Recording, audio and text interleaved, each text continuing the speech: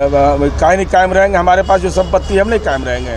भाई जो ज़मीन है वो तो दस्तावेज है, ऑनलाइन है, इसलिए इसको कैसे कोई इनकार कर देगा। अब माननीय नीतीश कुमार जी के बारे में कोई कहे कि इनके पास संपत्ति है तो उसका दस्तावेज दिखाएगा ना। यादव के बारे में बोले है कोई ज़मींदार जिसको पटना शहर में 43 बीघा 12 कट्ठा ज़मीन, और लालू यादव ही नहीं, जान जाइए तेजस्वी यादव से इनका पेट नहीं भरा तो उपनाम तरुण यादव के नाम से ज़मीन ले लिए। जानिए इनकी बेटी धन्नो, नाम तो हम लोग नहीं सुने हैं, धन्नू के नाम पर मीसा भारती की नाबालिग बेटी, बोलने में हमको खराब लगता है, दुर्गा भारती और गौरी भारती के नाम से भी ज़मीन ले लिया।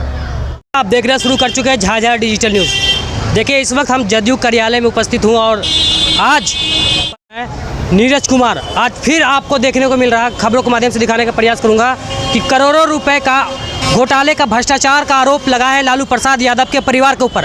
आपको ये भी बताना चाहता हूँ तेजस्वी यादव का आरोप तो लगा ही लगा है, उसके बाद उनके नतनी जो है, नतनी के ऊपर भी भ्रष्टाचार के आरोप लगाए हैं कि नतनी के नाम पर भी लालू प्रसाद ने किस तरीके से उनके नाम पे भी ज़मीन लिया है। देखिए क्या कुछ कह रहे हैं नीरज कुमार, हम आपको अपने खबरों के माध्यम से दिखाने का प्रयास करूँगा। राष्ट्रीय जनतांत्रिक गठबंधन के प्रधान चुनाव कार्यालय में हम सबों के नेता और बिहार प्रदेश जनता दल यूनाइटेड के मुख्य प्रवक्ता विधान पार्षद नीरज कुमार जी का आगमन हुआ है और प्रेस वार्ता करेंगे। इस बीच हम लोग के बीच भाजपा के प्रवक्ता अमरकांत भारती जी उपस्थित हैं, जनता दल यू के वरिष्ठ नेता प्रोफेसर अशोक जी उपस्थित हैं, शशिकांत टोनी जी उपस्थित हैं, पटना से चलकर पंकज सिंह जी आए वो उपस्थित हैं, और अब आप लोग को हमारे पार्टी के मुख्य प्रवक्ता संबोधित करें।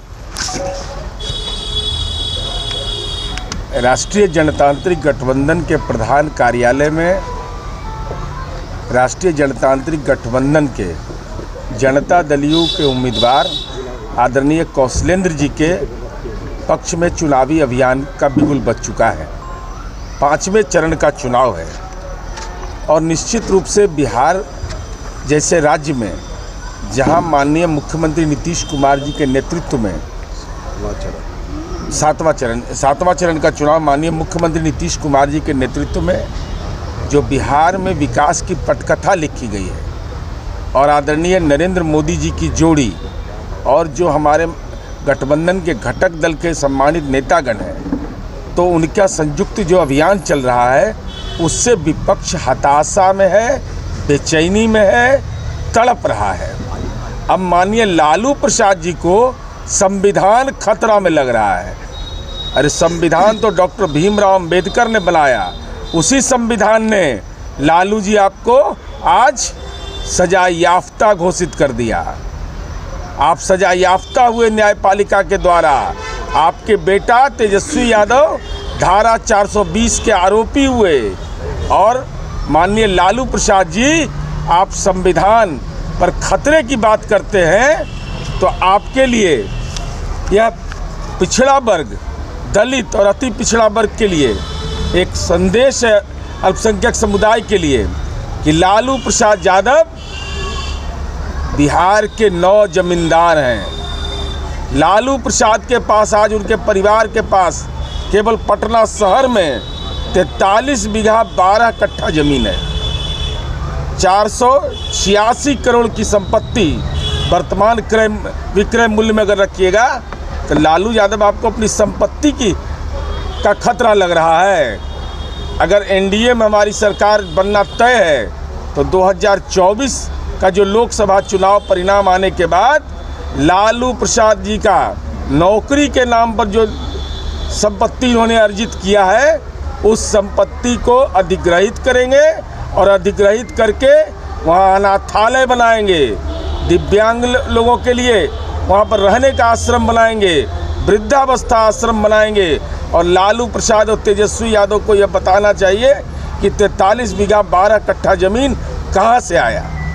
और यहाँ तो माले के उम्मीदवार लड़ रहे हैं महागठबंधन की ओर से, तो यह आप बताइए, माले के उम्मीदवार स्पष्ट करें कि क्या 43 बीघा 12 कट्ठा ज़मीन पटना जैसे शहर में, छोड़ दीजिए गोपालगंज, औरंगाबाद, मुजफ्फरपुर, ये सब जोड़ दीजिएगा तो 77 कट्ठा 7 दूर 77 बीघा 7 कट्ठा 13 दूर ज़मीन है टोटल, दिल्ली छोड़ करके। तो इस पर कब लाल झंडा गाड़िएगा? जरा कृपा करके यहाँ पर माले के उम्मीदवार हैं, जरा बतावें कि हिम्मत है तो लालू यादव की संपत्ति के बारे में नज़रिया साफ करिए। ये संपत्ति कहाँ से आई? हम लोग के पास पूरा दस्तावेज है, ये संपत्ति कहाँ से आई। हाँ, आरक्षण खत्म होगा इस बार, पारिवारिक आरक्षण खत्म होगा, संपत्ति का आरक्षण खत्म होगा। ये नहीं चलने दिया जाएगा कि सामाजिक न्याय का ढोंग रचिएगा और दूसरी तरफ आप दलित पिछड़े की बात एक तरफ करिएगा और संपत्ति अर्जित करिएगा। तो इसका तो, और लालू जी तो बेचारे राजनीतिक रूप से नज़रबंद है, उनको तो बेटा ने नज़रबंद कर दिया है राजनीतिक रूप से। इसलिए हम यह कहना चाहते हैं कि माननीय लालू प्रसाद जी राजनीतिक रूप से नज़रबंद है। संविधान के तहत न्यायपालिका है और न्यायपालिका ने उनको सजा याफ्ता घोषित किया है। होटवार जेल से लेकर बेऊर तक का भ्रमण कराया है। खतरा केवल इस बात का है लालू जी आपको कि पारिवारिक आरक्षण की राजनीति खत्म बिहार की जनता करने जा रही है, संपत्ति का आरक्षण खत्म करने जा रही है। और हम माले से यह पूछना चाहते हैं कि राजनीतिक रूप से अछूत है आप, कि राजनीतिक बीपीएल है, क्यों नहीं दीपांकर भट्टाचार्य को लेकर के घूम रहे हैं तेजस्वी यादव? क्या उनमें योग्यता की कमी है? क्या माले के उम्मीदवार के पक्ष में चुनाव प्रचार के लिए हेलीकॉप्टर पर जाएंगे तो वो हेलीकॉप्टर अशुद्ध हो जाएगा?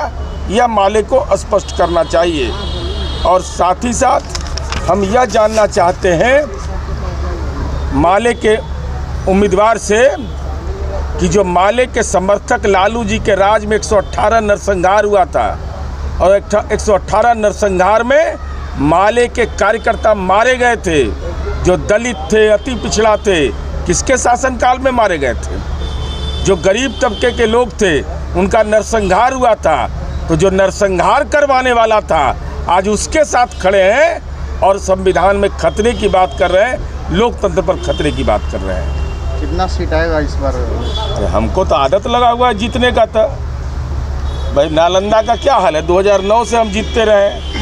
पोलिंग एजेंट खोज ले सब बिहार भर में, पोलिंग एजेंट नहीं मिल रहा है ये लोग को। अरे 39 जीते थे, एक का कसर रह गया था, इस बार वो कसर भी पूरा कर दिया है। आपने बताया कि ज़मीन के बारे में, आरसीपी सिंह के बारे में आप लोग यही कह रहे थे जब आरसीपी सिंह आपसे अलग हुए थे, आपने कहा किताब बना रहा है उनकी सारी ज़मीन का। अब क्या हुआ उनका? कहाँ जांच हो रही है? आर्थिक अपराध शाखा में जांच चल रही है।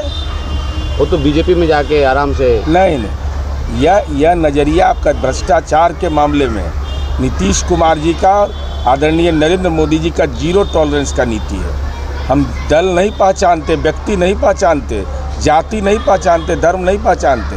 अपराध करिएगा, कार्रवाई होगी। आर्थिक अपराध शाखा पटना उसकी जांच कर रही है। तो आप लोगों ने जो कहा था, क्या उस बात पर अभी भी कायम है कि आरसीपी सिंह के काफ़ी ज़मीन है? काहे नहीं कायम रहेंगे? हमारे पास जो संपत्ति है हम नहीं कायम रहेंगे भाई। जो ज़मीन है वो तो दस्तावेज है, ऑनलाइन है, इसलिए इसको कैसे कोई इनकार कर देगा? अब माननीय नीतीश कुमार जी के बारे में कोई कहे कि इनके पास संपत्ति है तो उसका दस्तावेज दिखाएगा ना। हम तो लालू यादव के बारे में बोले, है कोई ज़मींदार जिसको पटना शहर में 43 बीघा 12 कट्ठा ज़मीन हो? और लालू यादव ही नहीं, जान जाइए तेजस्वी यादव से इनका पेट नहीं भरा तो उपनाम तरुण यादव के नाम से ज़मीन ले लिए। यह जानिए, इनकी बेटी धन्नो, नाम तो हम लोग नहीं सुने हैं, धन्नू के नाम पर ज़मीन ले लिया। मीसा भारती की नाबालिग बेटी, बोलने में हमको ख़राब लगता है, दुर्गा भारती और गौरी भारती के नाम से भी ज़मीन ले लिया।